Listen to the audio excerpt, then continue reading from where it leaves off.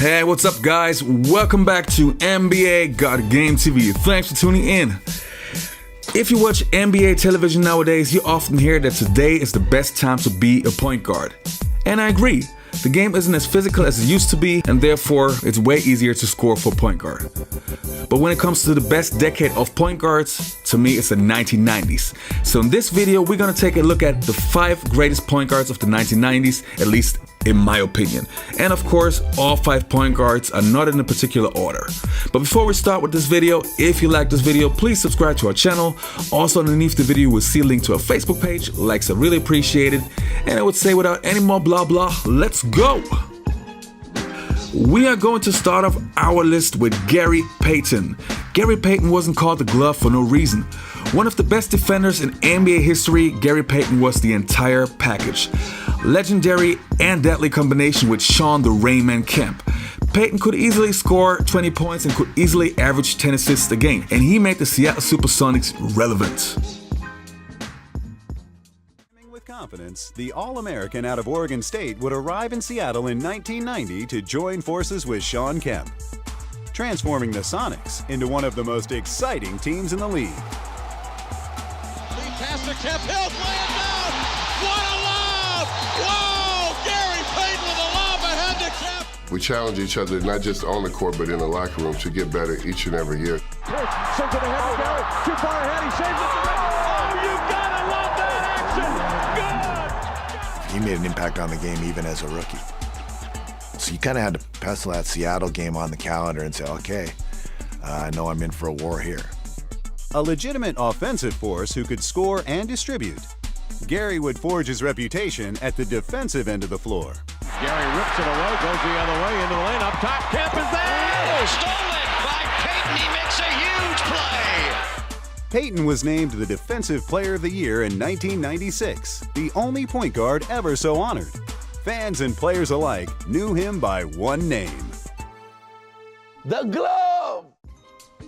And the next player on our list is Jason Kidd. J-Kidd actually grew up with Gary Payton, and he could see that he was really influenced by GP. One of the smartest point guards to ever play the game, a true pass-first point guard and a true all-rounder. Developing a three-point shot in his later career also made him a deadly threat from beyond the arc. Simply put, J-Kidd is one of the best point guards to ever play the game. He makes everyone better, and everyone keeps saying that, but it's the truth. As soon as he steps on the floor, everybody games get brought up another notch. They shoot better, they pass better, they finish better. We just look better as a team.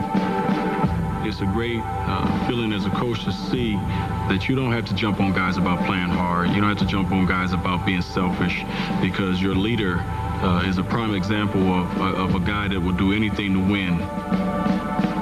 I remember when I was 11 years old growing up in California and watching him play high school basketball. And I've known ever since then that he was just a great point guard. Now to be a teammate of his, you can't ask for anything better. And the next player on our list is Tim Hardaway. Yes, the father of Tim Hardaway Jr. was a killer on the court. Fittingly, his go-to move was the killer crossover. In the 1990s, Hardaway became the leader of a new and tough Miami Heat team. He was one of the best point guards of his generation. When you talk about superstars of the 90s, well, one name high on the list is Tim Hardaway of the Golden State Warriors. He's got the talent, the personality, and a move that will knock you dead, the killer crossover. And though Tim is one of the NBA's smaller players, his reputation is growing bigger and bigger all the time. Here come the drums! Tim Hardaway of the Golden State Warriors is quickly becoming public enemy number 1 for opponents because no one has found a way to stop him. Tim Hardaway, the killer crossover! Although Tim is a 2-time All-Star, there were those who doubted him. I went to the Bay Area to see for myself because you can't trust everything you read.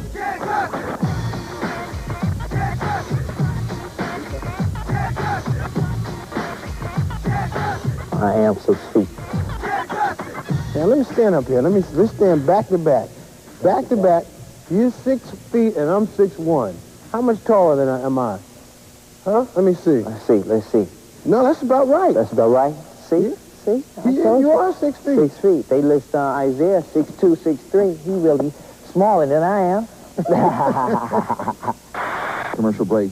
Right Ronnie, the San Francisco treat. Tim and Mitch Richmond were seen as the backcourt of the future.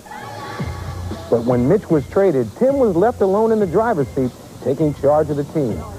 Tim, your role this year hasn't changed. It's just expanded. You are the leader of this team. Yeah, I am sort of like a leader on the floor. The team looks for me to get them in a certain offense. Run the ball, play good defense. That's what I try to do out there and be a leader out there on the court so they can help me out too. Gotta be a leader. Everybody wanna follow. Fighting the style, something that I can't swallow. And maybe then you get the fever to become a believer, not a deceiver. You gotta be a leader. And the next player on our list is Penny Anthony Hardaway. If you were a fan of the 1990s NBA basketball, you were probably a fan of Penny Hardaway. This guy could jump, he could score, he could defend, he could do everything. He was basically Magic Johnson 2.0. If it wasn't for his injuries, we would have seen Penny Hardaway with several championships and definitely in the Hall of Fame. Penny on the drive. He jumps, shoots a three-pointer. It's good! It's good! All Penny, all the time. Hardaway! Over Ewing! Hardaway! Look at the And the last player on our list is John Stockton. I made so many videos about John Stockton because to me he's actually the best point guard to ever play the game. And I know we had a Magic Johnson, we had an Isaiah Thomas and many other great guards, but John Stockton simply proved that you don't have to be the fastest guy on the court, you don't have to be the tallest guy on the court, but you have to have a basketball IQ. This guy was amazing.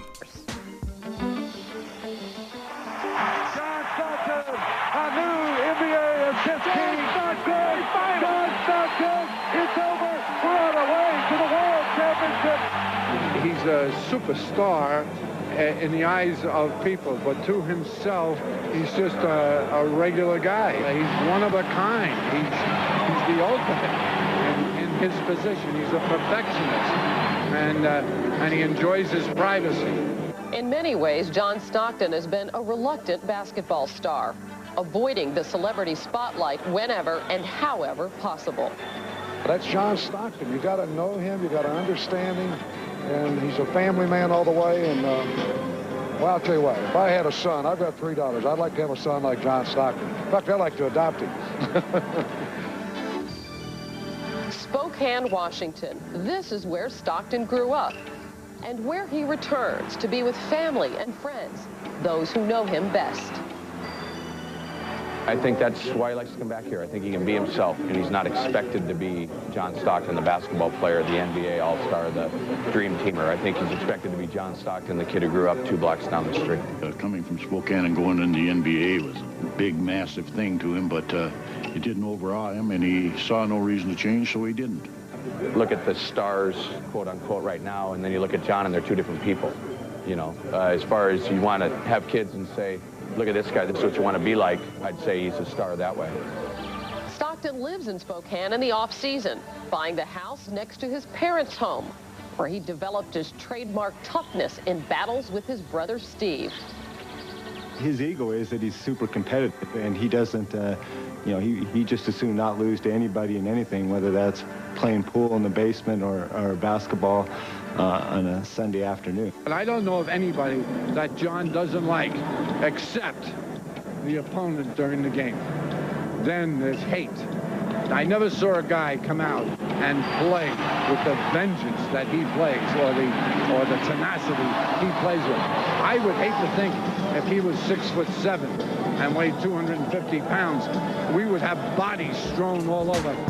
So you guys, I would really like to know who was your favorite point guard of the 1990s. Actually, post it underneath the comments, let me know who are your top 5 point guards of the 1990s. There were so many great guards that it's unbelievable. We had guys like Mookie Blaylock, Rod Strickland, Ron Harper, Kevin Johnson, Moxie Bogues, B.J. Armstrong, Mark Price, Mark Jackson, Sam Cassell, Kenny Anderson, Terry Porter, Terrell Brandt, and Avery Johnson, just to name a few. This decade was awesome. So let me know what you think, guys, and I'll see you next time. Hey, and thanks for watching this video. We really hope you enjoy our content, and if you'd like to support our channel, you can do these things. First, subscribe to our channel and click the notifications button so you will always be up to date when we upload a new video. And also check out our Facebook page, you will find the link underneath the video. Likes are very appreciated. Thanks a lot.